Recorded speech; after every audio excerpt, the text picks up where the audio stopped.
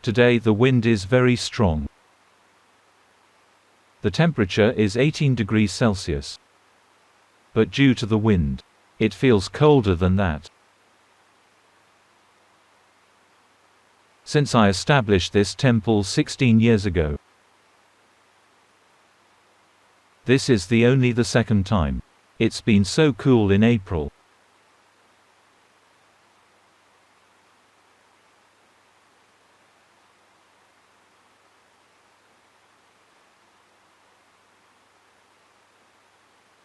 Let the weather be. For us, we continue our practice to cease suffering.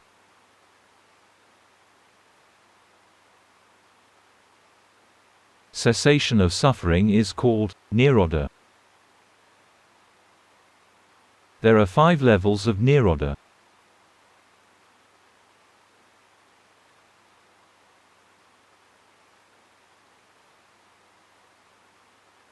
Cessation by calm meditation, by vipassana, by the noble path, by the noble fruition, and by nirvana.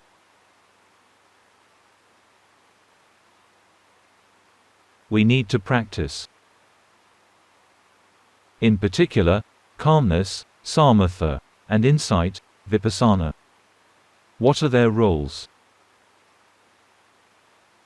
Calm meditation suppresses the 5 hindrances that hinder the development of our mind.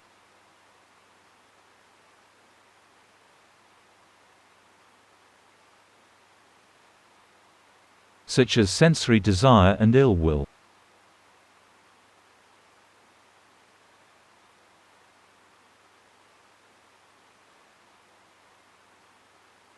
With concentration, the mind can temporarily suppress the hindrances.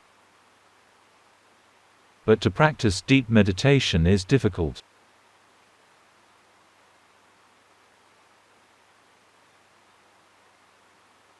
If we have never practiced in the past,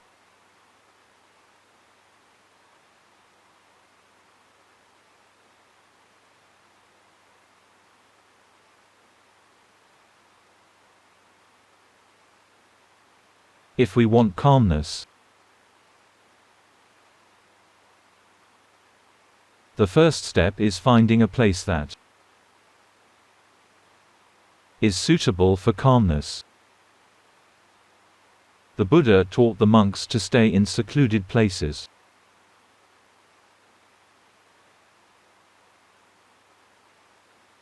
Secluded meaning no distracting noise.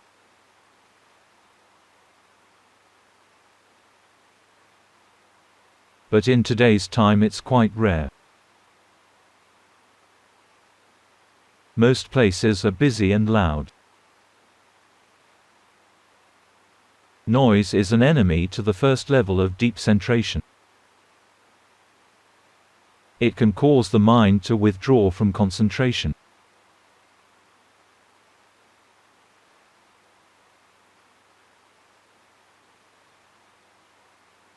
However, when we hear repeated sounds, such as those from the city or from the road,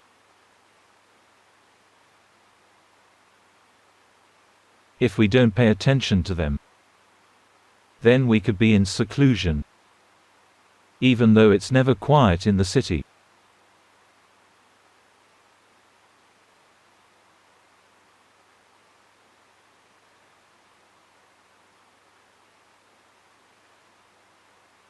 I used to practice in forests, thinking that the forests would be very quiet. But actually, the noise from insects and animals is very loud.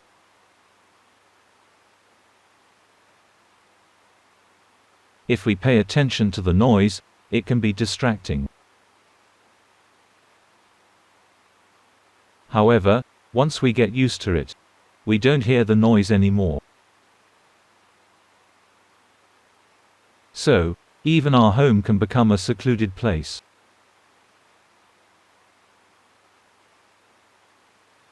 Most natural sounds are not so distracting.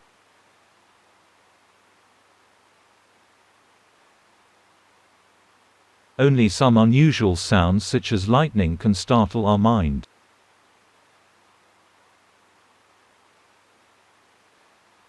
But natural sounds from the wind or flowing water don't have much effect. Or they can even help calm the mind. The most dangerous sound is human's voice. Because we can interpret the voice. And the most dangerous voice is from someone we love or hate. As their voice can greatly affect our mind. Other voices we just hear in passing. The heart doesn't waver much.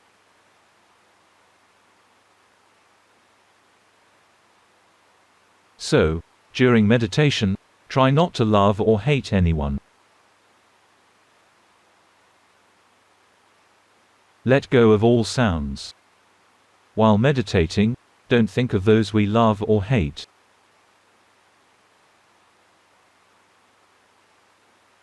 Just be aware of your breath. If we are in a secluded place, it's easy to be calm. As I said, seclusion doesn't mean no sound. There is sound everywhere. But while some sounds are dangerous to the mind, some are not.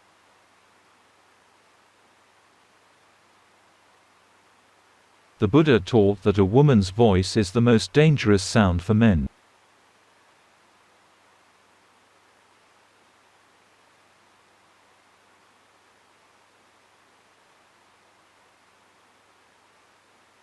And a man's voice is the most dangerous for women. However, nowadays a man can love a man and a woman can love a woman.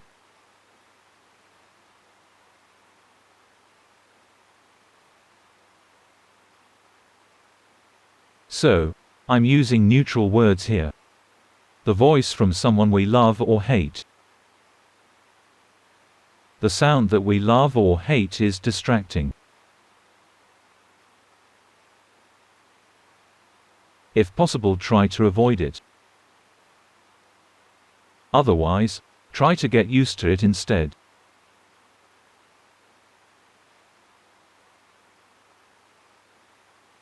When we meditate, we can breathe in bu, out do. Or just chant Buddho in our mind without linking to the breath. Let the mind stay with something. Chanting Buddho is a thought object. And can be used for calm meditation. If we watch the breath, it can be a true object for vipassana. But if we focus into the breath, it is for calmness meditation only.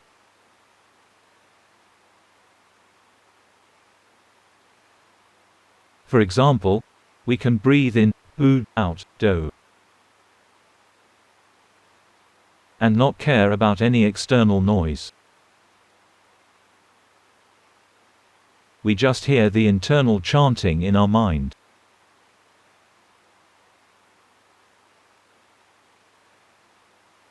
At one point the chanting will disappear, remaining only the breath. Then, the breath will disappear, becoming light instead. At that point the mind will catch on to the light.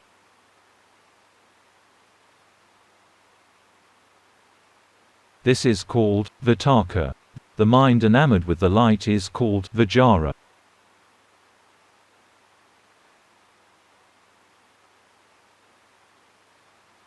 When we realize that the mind has moved to the light, the movement of the mind ceases. Vitakka and vijara, which obstruct the second level of jhana, will also cease.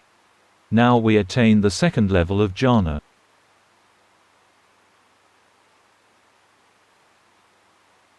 Next, Be mindful as rapture becomes prominent.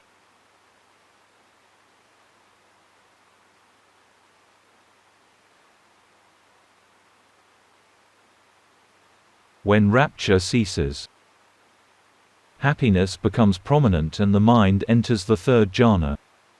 However, if rapture reappears, the mind goes back to the second jhana. While happiness is prominent, if we're aware that the mind likes and moves to it,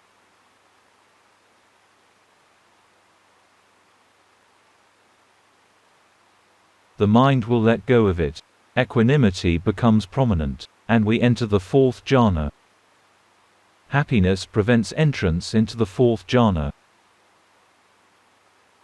We have to go step by step. While the mind is in the fourth jhana, all physicality disappears. And the mind stays with mental phenomena.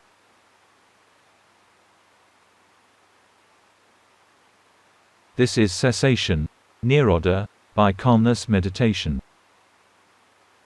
It is a step-by-step process of ceasing phenomena.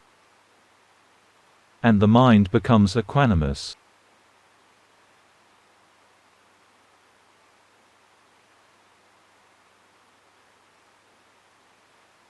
There are also levels higher than the fourth jhana.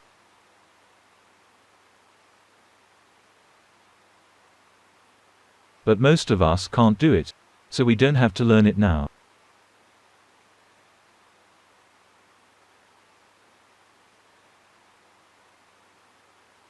When our mind enters deep concentration, the 5 hindrances temporarily ceases.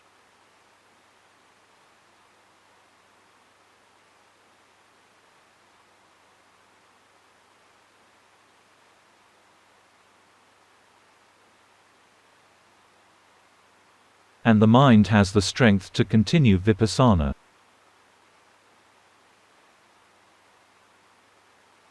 When we practice vipassana meditation, we have to see the 3 marks of existence. By seeing the 3 marks of existence,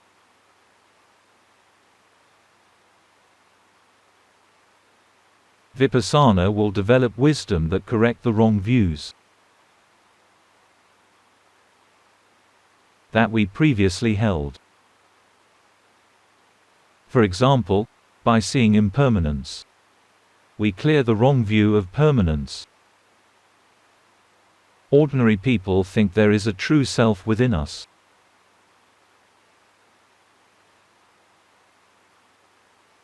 Especially our mind, we see it as permanent. It is easy to see the body as impermanent. We were young and small. Then our body grew up and became strong. As time passes by, the body gets sick, old, and dies.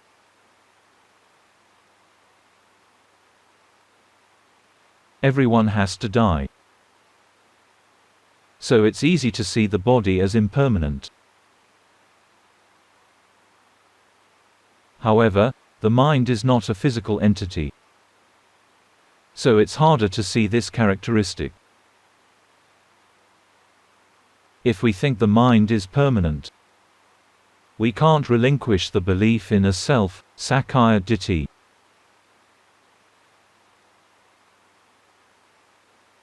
We need to see that all 5 aggregates, form, sensations, cognition, mental formations, consciousness, which is the mind itself, are impermanent, suffering, non-self. Not you, not me, not animal, not human. It's easy to see with other aggregates. But for the mind we feel as if our mind yesterday,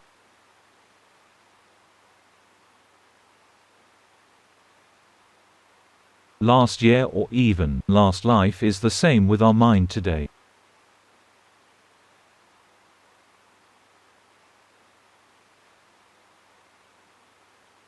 We feel there's something permanent inside of us. Which is the mind. So, how do we see the truth that the mind is impermanent? We have to see it arising and extinguishing. I've always taught about watching the mind arising and extinguishing. It has no physicality. It's only a phenomenon that is conscious. We can't see it arising and extinguishing directly. But we have to see the factors that coexist with it. The mental factors. Happiness, suffering. Wholesome, unwholesome fabrications, etc. When anger arises, just be aware of it. See it appear and disappear. Anger arises together with the angry mind. Greed arises with the greedy mind. They arise together, extinguish together. Utilize these mental factors to notice the mind. Be aware of them arising and extinguishing. We will be able to see the greedy mind existing temporarily, then turning non-greedy. Then it could become the angry mind instead. The angry mind also exists temporarily. Then it could become the delusional mind. For non-meditators, the delusional mind keeps repeating for their whole life. For meditators, when the knower mind arises, it discontinues the delusional mind. When we're aware of the mind that goes thinking, the delusional mind ceases and the knower mind arises instead. Then the knower mind is also extinguished, and it could become the delusional, angry, greedy, happy or suffering mind next. Keep watching the mental factors.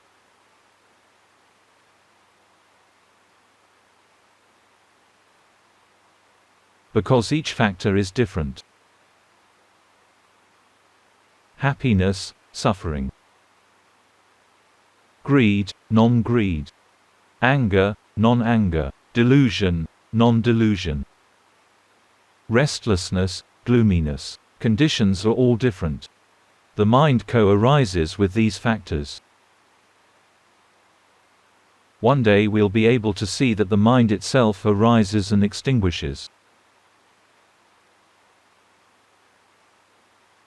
If our mindfulness and concentration are good, we can also see the mind arising and extinguishing through the 6 sense bases.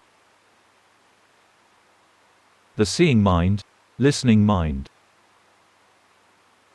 smelling mind, tasting mind, the tactile mind, or the mind that works mentally all arise and extinguish.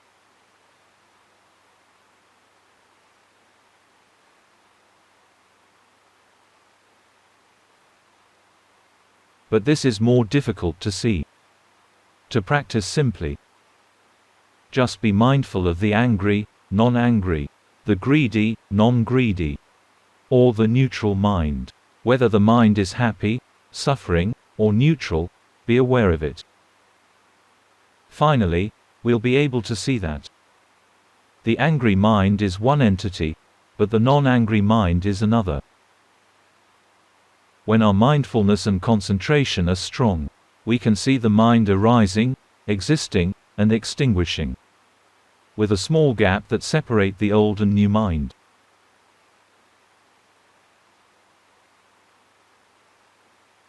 The mind arises, exists momentarily, extinguishes.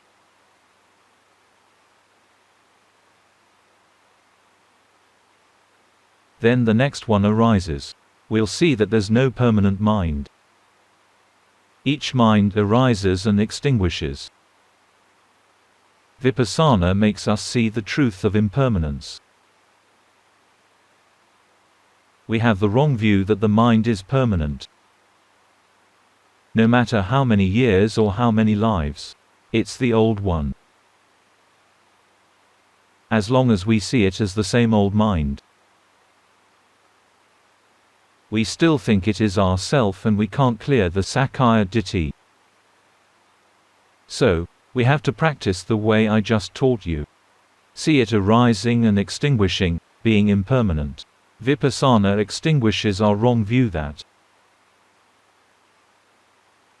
See impermanent things as permanent.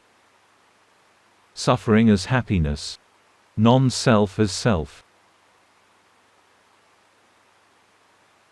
We can't yet see the suffering mind.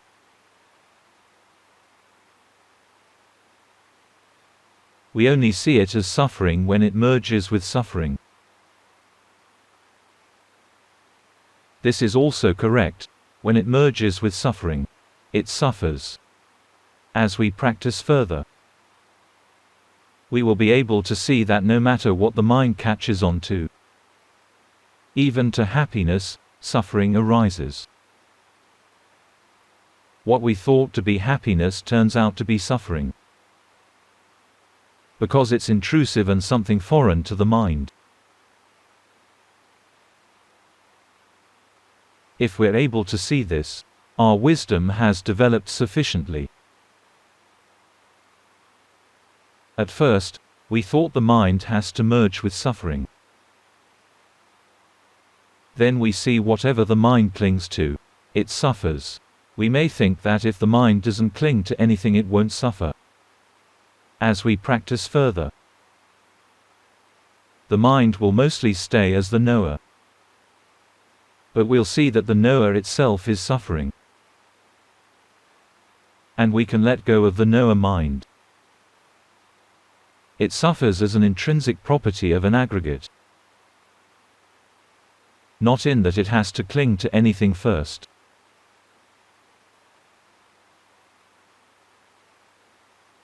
This is seeing the truth clearly. And we will let go of the mind. But seeing this aspect so is difficult. This is great suffering, as if a mountain is pressing down and grinding the mind. The mind needs to be in a strong deep concentration to withstand it. To see the non-self characteristic is easier. See that whether the mind is wholesome, unwholesome, happy, suffering. We can't choose or control it. We don't have control over the mind. We can't order it to be happy, to not suffer, to be wholesome, not to be unwholesome.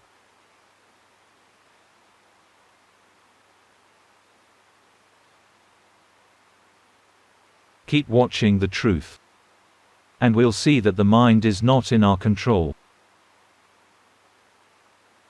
By mindfully watching the three characteristics of the body and mind, we can extinguish the wrong view that the body and mind are permanent, are self, or delightful.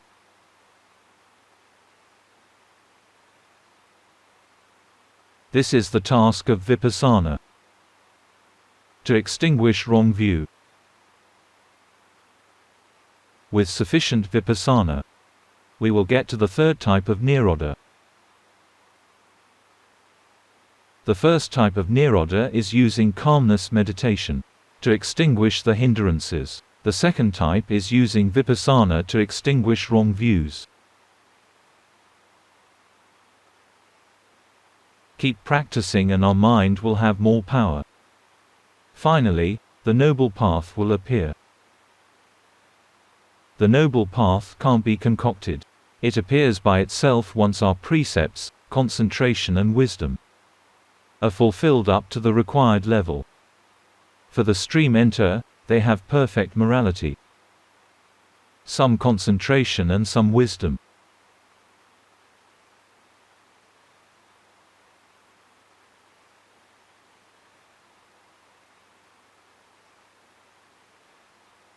What does the noble path extinguish when it arises? It extinguishes the defilements. At the first stage of enlightenment, it extinguishes 3 out of 10 defilements. You can search Google to see what these are. But the chief out of the three is the belief in a self.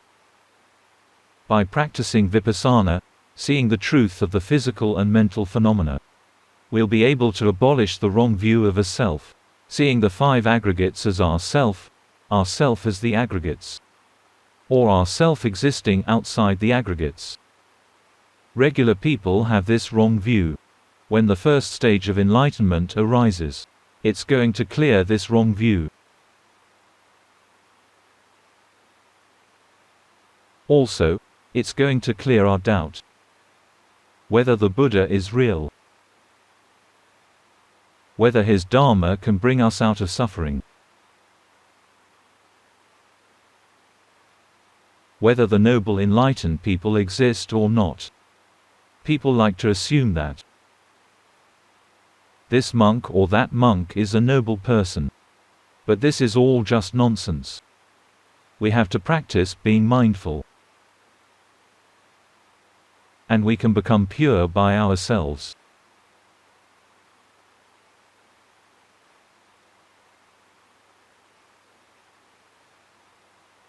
The Buddha didn't allow people to assume which person is noble. So, don't assume that I'm noble.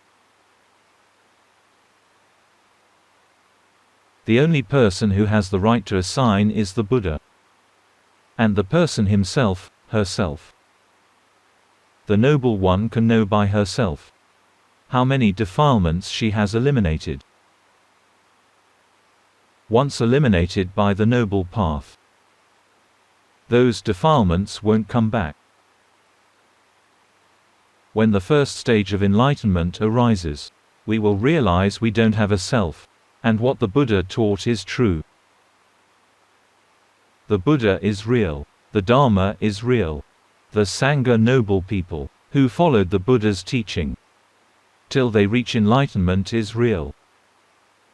We'll realize that the Triple Gem is real, and have no more doubt in it. We'll also have no more doubt about the practice to achieve purity.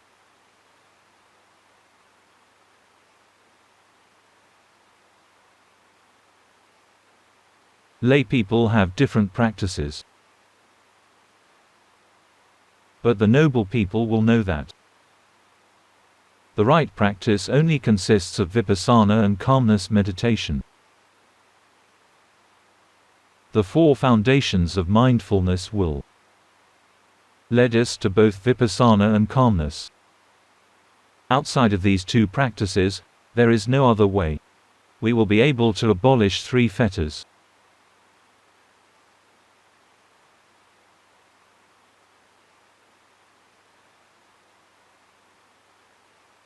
Belief in a self. Doubt in the Triple Gem.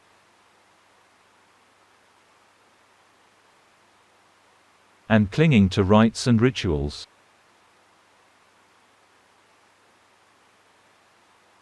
Continue to practice, and the second stage of enlightenment will arise, leading to further weakening of greed, anger and delusion. The third stage of enlightenment will abolish another two fetters, sense craving and ill will. Then, the last stage of enlightenment will abolish the remaining five fetters. The noble path extinguishes the defilements at their root. They won't grow back anymore, unlike calmness meditation or contemplation, where the ceasing is temporary. Defilement elimination by the noble path is permanent. This is the third type of Nirodha. The first type of Nirodha is by calmness meditation, samatha. The second is by vipassana. The third is by the noble path. The fourth one is the result, the noble fruition. At this point it's not extinguishing defilements, but the defilements can't arise anymore.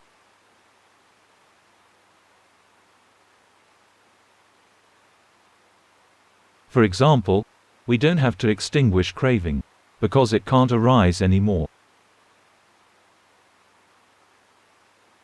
There's no more work to do.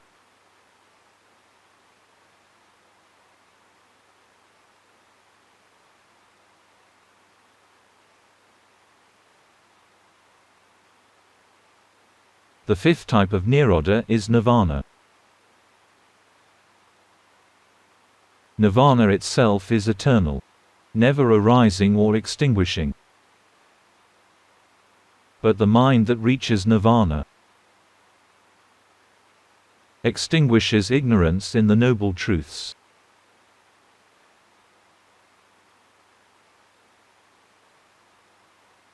Extinguishes craving, clinging, becoming, birth, suffering.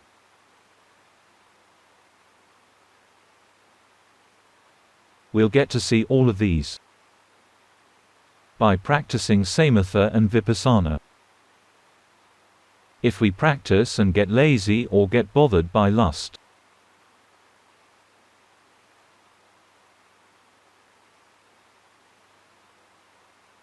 we're under the influence of the hindrances. So we need more calmness meditation. I always tell monks in this temple to never neglect calmness meditation practice.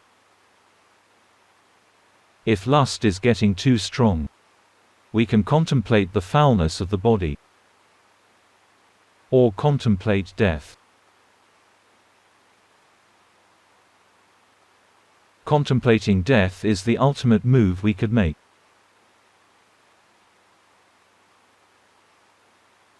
The world is crazy and chaotic right now, because people don't think they could die at any time.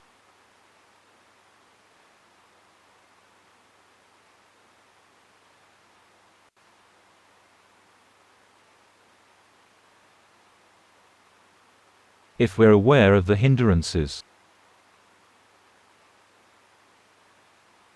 they can't take over and our mind remains calm. There are several ways to calm the mind.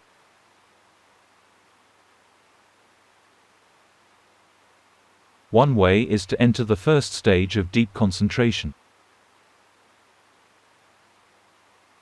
Then the hindrances are suppressed. But if we can't enter deep concentration, there's another method that the Buddha has taught in a sutra.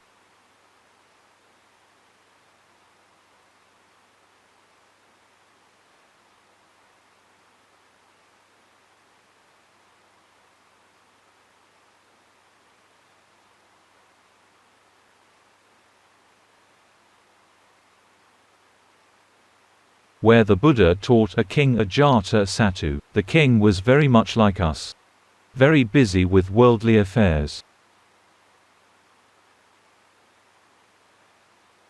The Buddha didn't teach him to enter deep concentration,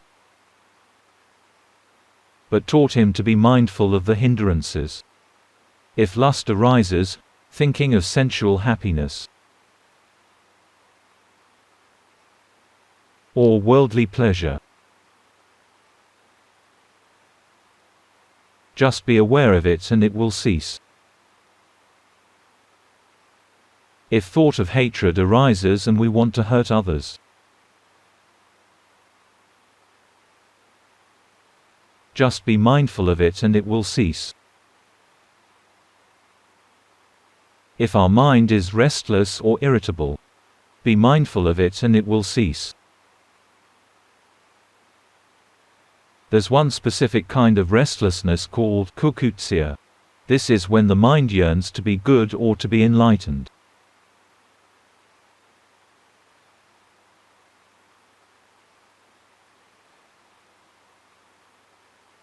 It keeps thinking and wanting to improve.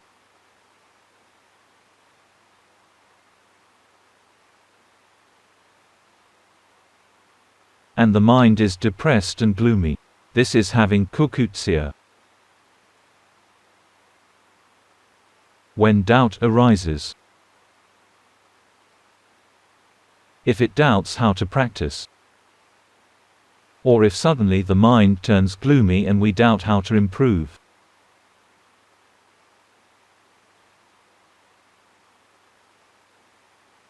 Just be mindful of it. And the mind that is doubtful or gloomy, not knowing how to practice,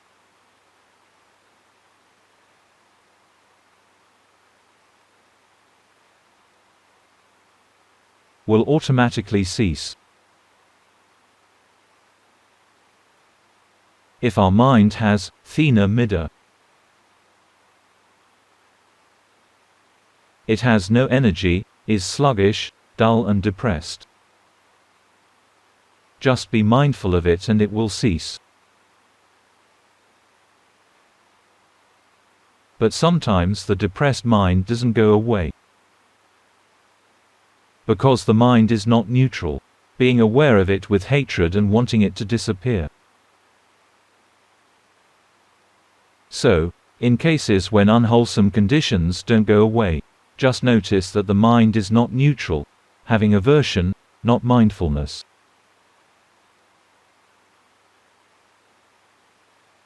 Once we have true mindfulness, defilements and hindrances are immediately extinguished. If we want our dull or confused mind to go away, but we don't notice the dislike, this is missing the current phenomena. The current phenomenon is the dislike. The dullness was already the past. Always watch the present phenomenon.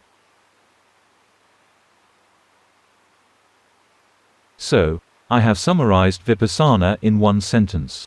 Have mindfulness to watch the body and mind, as they are with the upright and neutral mind. Being neutral is very important. If anger doesn't cease after watching it, this is because we're having anger towards the anger. If our mind has lust and doesn't cease, this is also because we want it to disappear, but we're not aware of the dislike. Just know it as it is. So, if we can't enter deep concentration, just be aware of the hindrances and they will cease. The mind becomes calm. Once we're proficient, deep concentration is not difficult. Just be mindful of the hindrances.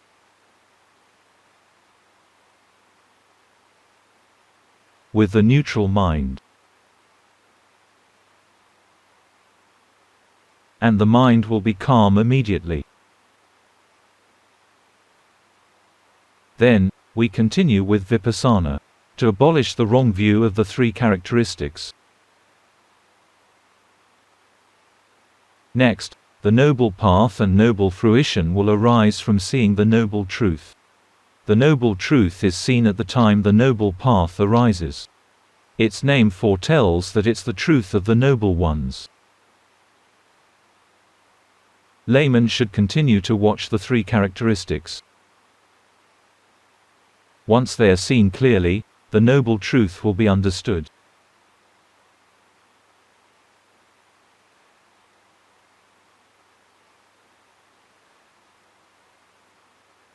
Luangpo Put used to explain to me very clearly about the noble path.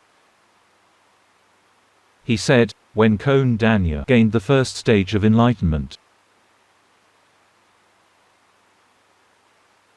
there is one sentence to describe it. Firstly, an I has arisen.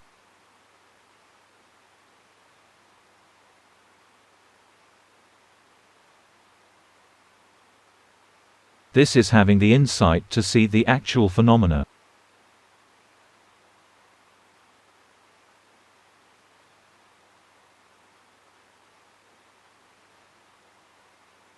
Hence gaining an I.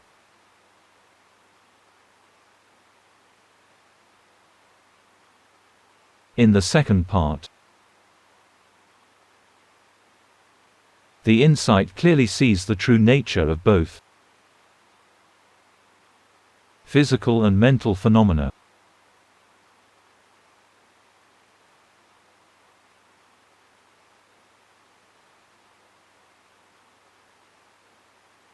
The third part is seeing their three characteristics,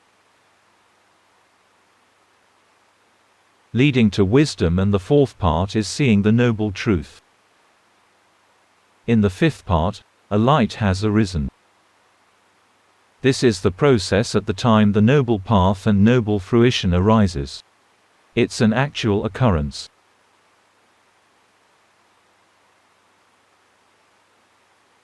Some people may think it's a metaphor, but it's not.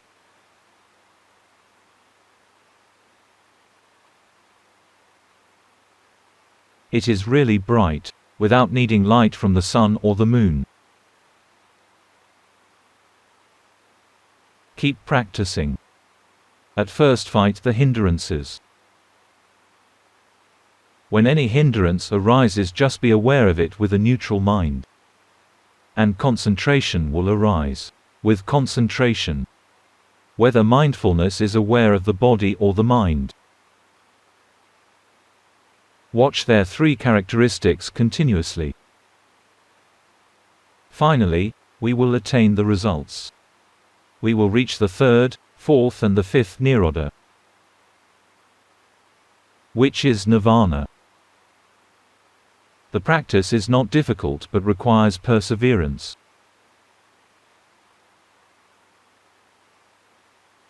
Be mindful when any hindrance arises.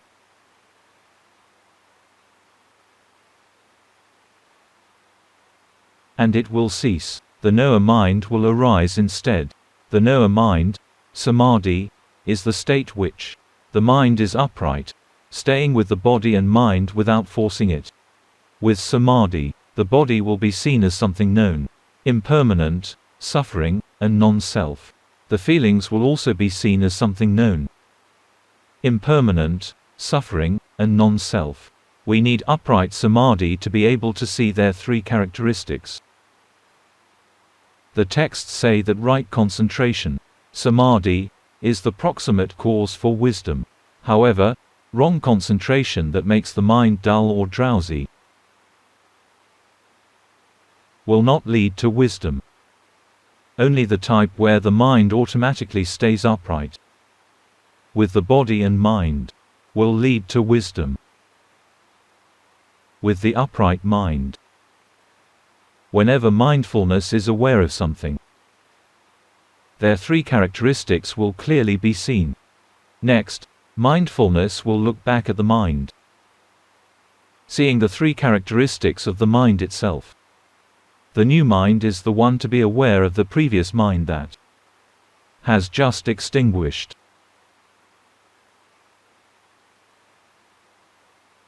At first the mind sees the body, feeling, memory, fabrication and vijnana, the mind that arise at the six senses.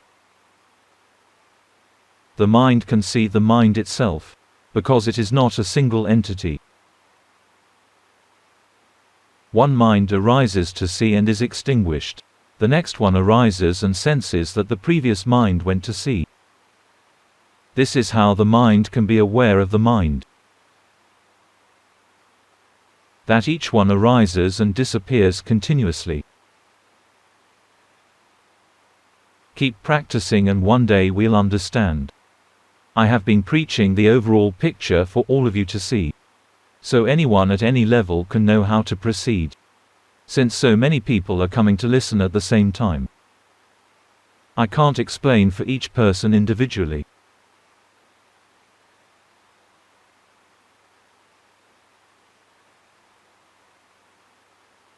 That's all for today. Maybe it's too difficult. Next, submit your homework. Question number 1. As I wake up and my mind wanders, I'm aware of it quickly. The aggregates separate automatically. When my mind is too restless, I'll do sitting meditation, emphasizing continuous mindfulness of the object. I see that the aggregates are uncontrollable and my mind is starting to accept the fact. I can see that both happiness and suffering are burdens.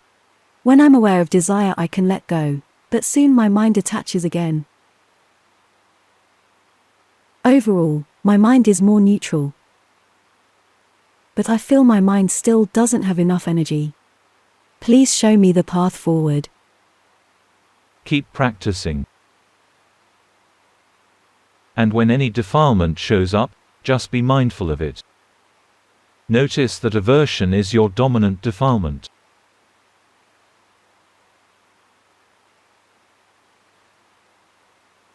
You mentioned others but didn't mention aversion.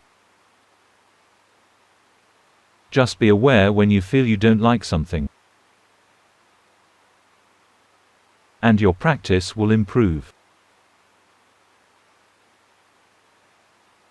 Be aware of your current defilement. And also the movement of your mind. Can you sense that your mind has moved outside? Be aware of it. Question number 2. I've practiced mindfulness of my breath every day since I was a kid. I practice for proficiency in deep concentration. I have mindfulness to see the transitional and uncontrollable characteristics.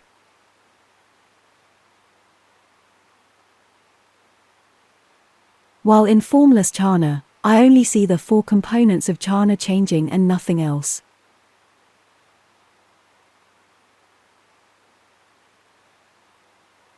When I want to sleep, I contemplate the jhana until I fall asleep. Is what I'm doing wrong?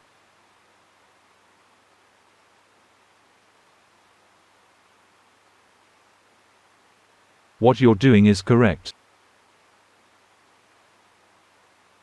But be careful with one thing. Don't watch it too seriously, too viciously.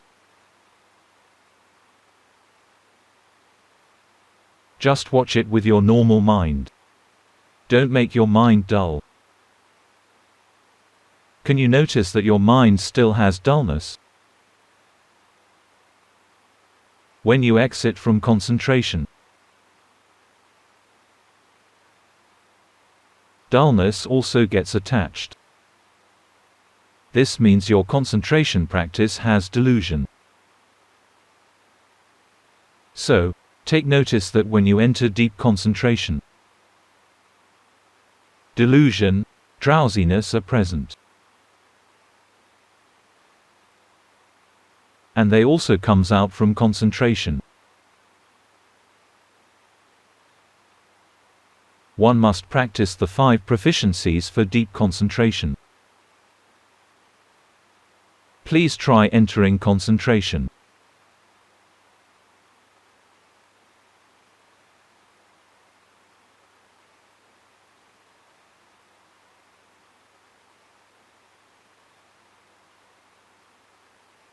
Now exit from concentration. When you exit, you're not yet proficient. Keep practicing. While I'm talking to number 2, not many people will understand what I'm talking about. Number 3. I base my mindfulness on the moving and breathing body. When my mind strays to think, I'm aware of it. I'm practicing separation of aggregates. I see the body as one thing, the mind that is aware is another. When I hear your teaching that anger is not the mind, my mind is awakened. I have a lot of anger and restlessness. May I ask for your kindness in guiding me with my practice? If you practice only wisdom development, your mind will be tired and irritable. So, practice calm meditation from time to time during the day. Whenever you have 5 or 10 minutes, not only once a day. When your mind is calm and happy, continue wisdom development by seeing the 3 characteristics of the body and mind. What you're practicing is okay.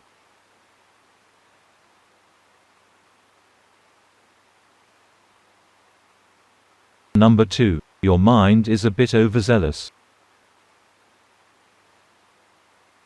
leading to anger. Can you see it? When your mind is overzealous, it is tired and goes dull. Then anger creeps in. Overzealousness looks like good intention, but actually it is the greed defilement. Be aware of it.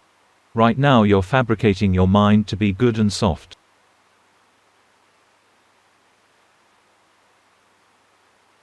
Be aware of it. Number 3. Practice for your mind to be with yourself. Be mindful of the ever-changing phenomena. What you're practicing is okay. Be aware when your mind is restless and irritated. Many of those who are irritable tend to have a lot of wisdom.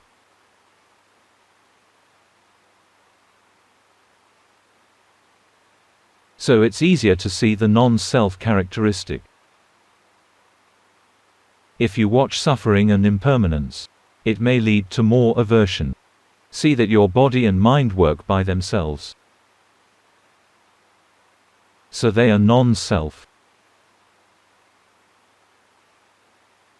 Keep seeing this characteristic and your mind will be more calm.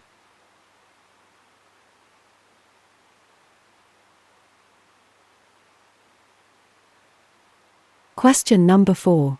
I practice by breathing in Bud, breathing out To. When my mind goes to think, I see that it's uncontrollable. In daily life, I try to be aware when my body moves or when my mind goes to think. I see a lot of defilements. I am ashamed of unwholesomeness.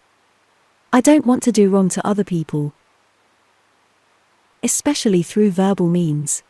I see my body and mind as separated. I see that everything comes and goes.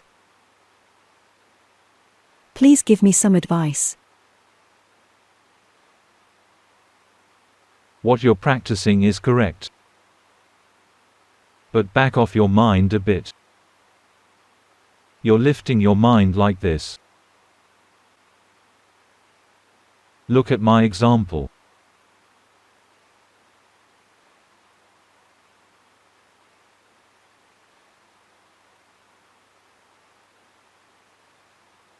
Can you see it?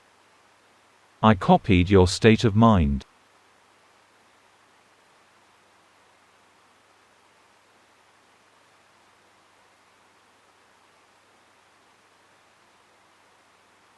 It is too much. Just let your mind be normal. Now is not normal, you're fabricating it again. Don't fabricate your mind. We want to be aware of the fabricating mind, and not fabricating something ourselves. Now you're fabricating your mind to be still. Can you see it? Just be aware of all fabrications, whether it's fabricating something good or bad.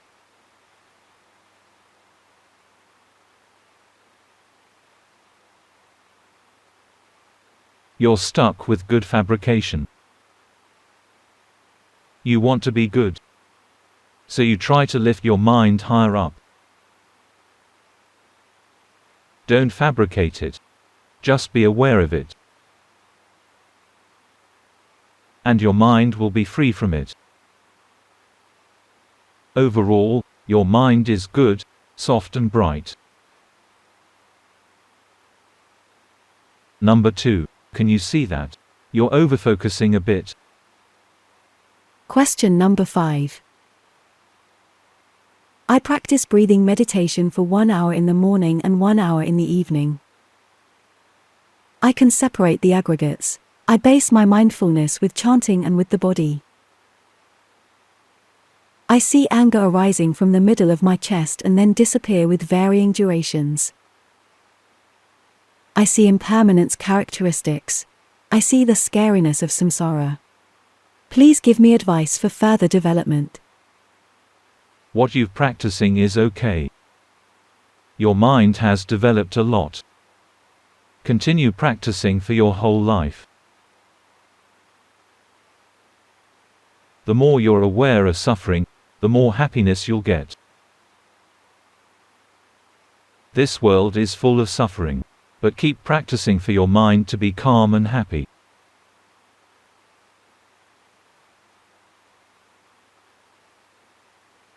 Number 6 is also practicing well.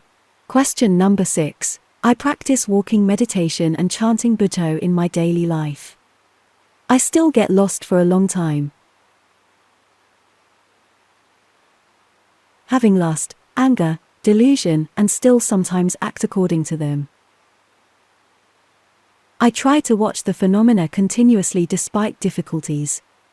Am I able to separate the aggregates? Yes, you can separate the aggregates. And you're able to do it naturally. Keep practicing. Give more attention to Dharma practice. And only give attention to the world as necessary.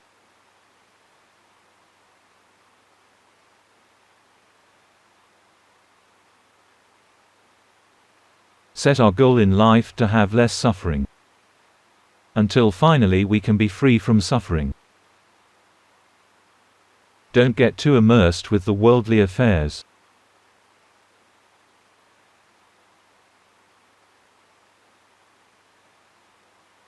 What you're practicing is good. Your aggregates have been cleanly separated. But don't intentionally fix your mind like that. It will only be samatha.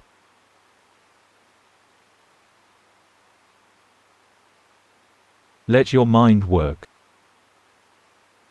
Whatever fabrication arises, just be aware of it. Don't fabricate it yourself.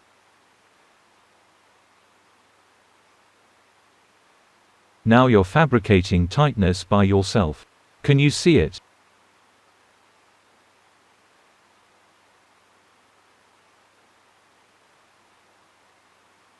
Now you're curious.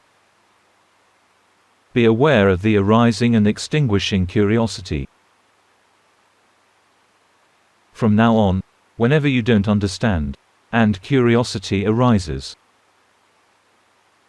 just be aware of the curiosity itself. Watch your current phenomenon, which is curiosity. Don't think back to the phenomena that already disappeared.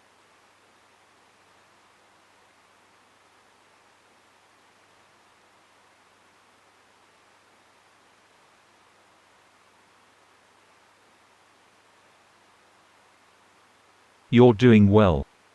But you're setting your mind too strongly.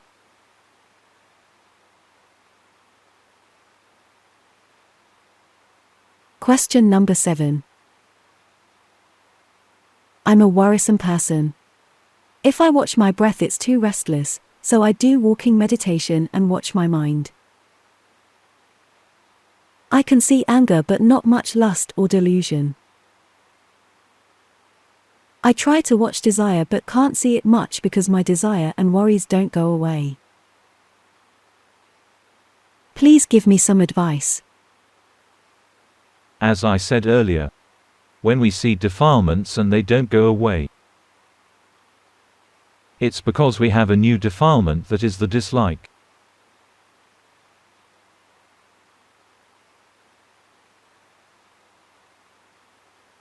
If we have lust and we don't like it,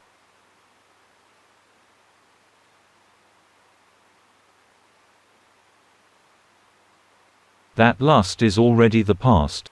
The dislike is the present. Watch the present phenomena. Nothing is everlasting.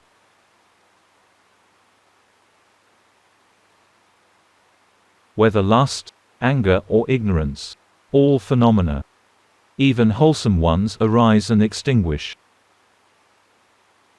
Just stay with the present. Don't set up your mind strongly. Otherwise you'll be tired. The way good people feel.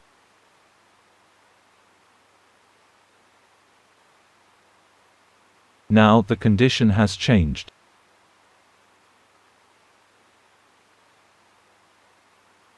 And your mind is relaxed. Just let it stay relaxed like this. If you try to control and make your mind tight, it's going to be tiring and leads to irritability and stress.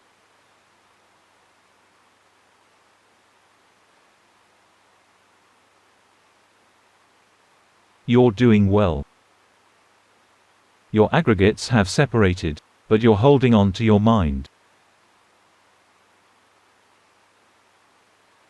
Let it go, let it work naturally.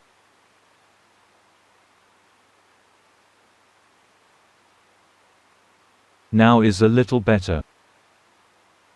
Just be aware of it. If you hold on to it like that, it is only calm meditation and wisdom can't be developed.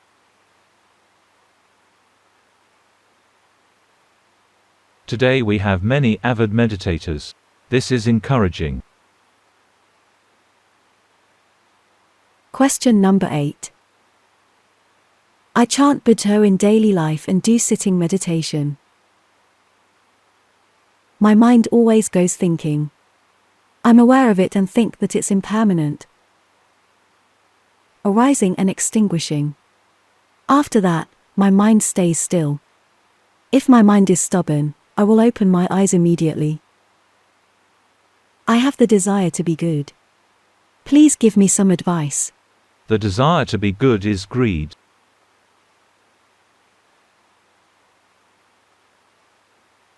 And slows the development.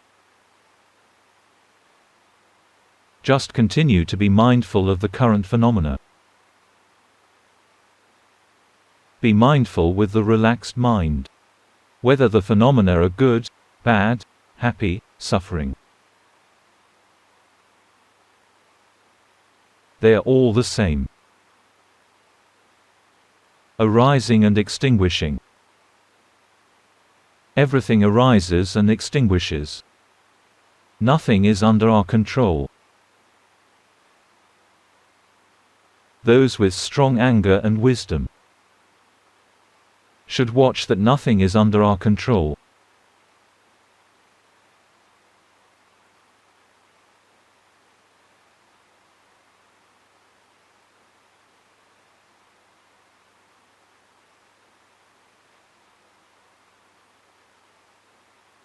Just watch relaxingly. Whenever anything arises or extinguishes, don't search for a specific phenomenon.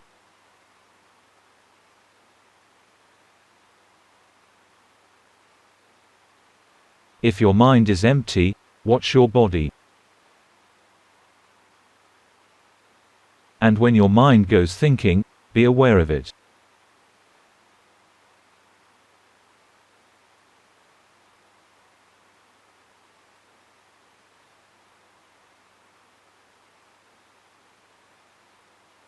The mind has the tendency to think and fabricate all the time.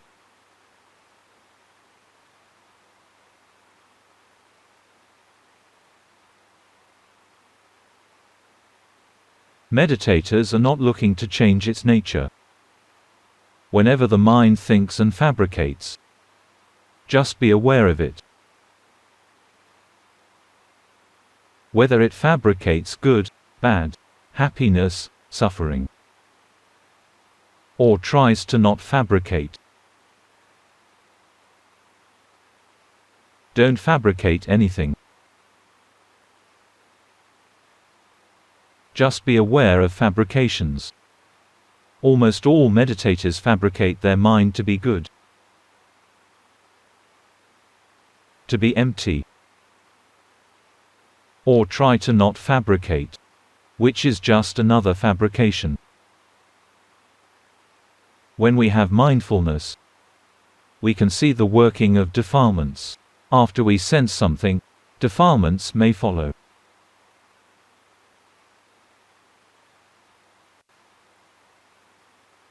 We need to see that everything arises and extinguishes due to its cause.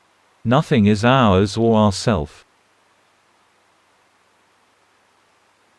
But if we want to be good, we fabricate our mind, such as lifting the mind up,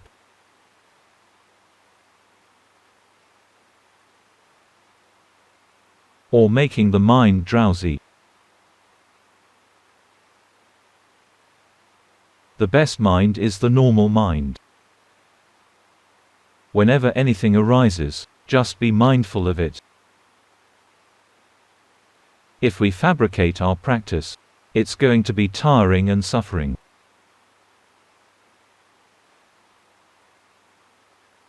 However, most beginners start off like that. Yearning to be good is better than yearning to be bad. To be good is trying to control the body and mind. And to be bad is letting the body and mind act according to defilements. Controlling one's body and mind is erring on the side of self-control, but is a good fabrication. Letting the body and mind act according to defilement is unwholesome, erring on sensual indulgence. Meditators try to fabricate wholesomeness, or try to not fabricate, which is just another type of fabrication.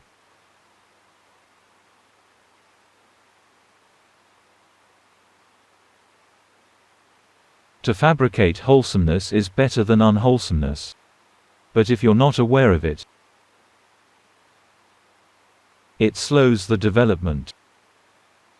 Just be aware when the mind fabricates something, whether holding on to the mind, or pushing the mind up or making the mind smooth, etc. Number 2. Can you see that you're fabricating drowsiness? It's the same mistake. As you exit from concentration, if your mindfulness can't catch up, delusion comes out as well.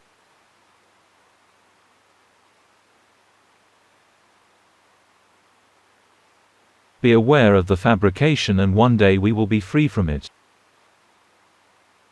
Being free from fabrication is called visankhara, which is another name of nirvana.